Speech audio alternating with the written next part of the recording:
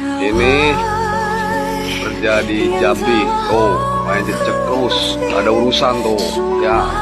Jadi kalau kuli-kuli yang kurang sebuah video yang viral di media sosial menampilkan seorang yang diduga sebagai mandor kuli bangunan melakukan tindakan kekerasan dengan menendang pekerjanya karena dianggap bekerja terlalu lambat.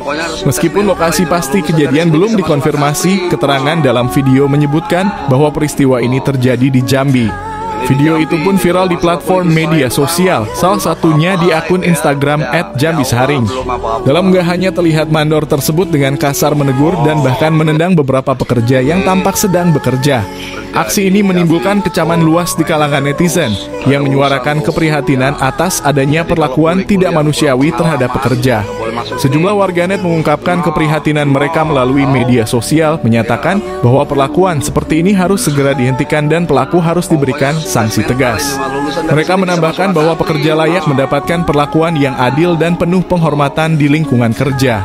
Pihak berwenang diminta untuk segera melakukan penyelidikan terkait video tersebut guna mengungkap kebenaran fakta dan mengambil langkah yang tepat untuk mencegah kejadian serupa di masa mendatang.